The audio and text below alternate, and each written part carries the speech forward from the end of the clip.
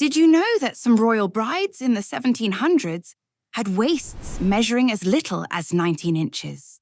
One surviving 18th century court dress belonging to Hedvig Elisabet Charlotta measures just 19 inches around the waist, approximately 48 centimeters. And perhaps the most shocking detail is that she was only 15 years old when she married.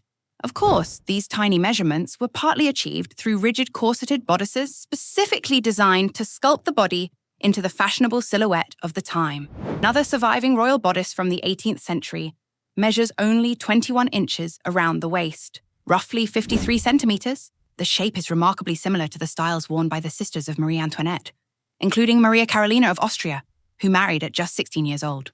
In her official betrothal portraits, her waist is dramatically emphasized beneath elaborate court dress. And this was not unusual. Many royal brides across Europe were married astonishingly young.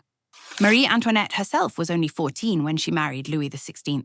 According to historical accounts, she maintained a waist of around 23 inches, approximately 58 centimeters, even after pregnancy. And considering how young she was at marriage, her waist may have been even smaller in her teenage years.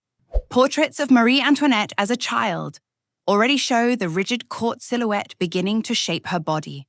The same pattern appears repeatedly throughout European royal portraiture. Maria Luisa of Parma married at only 13. Maria Josefa of Austria was 16 in her official bridal portraits.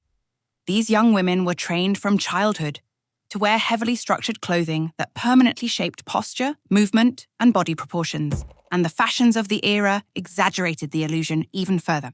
The enormous side hoops and pannier skirts of formal court dress create dramatic width across the hips, making the waist appear impossibly tiny by comparison.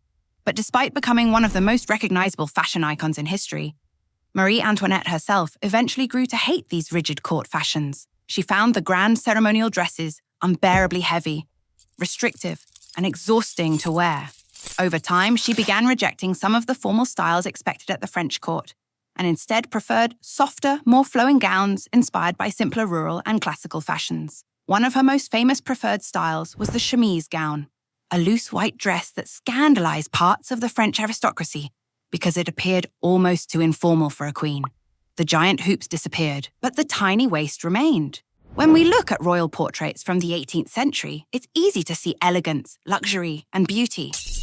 But behind many of those impossibly small waists were girls barely old enough to be adults, already being shaped, both physically and socially, into royal perfection.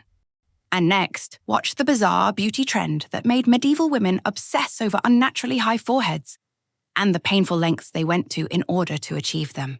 If you enjoy the strange, beautiful, and unsettling side of history, make sure to subscribe. This was history, but strange. With me, Vicky.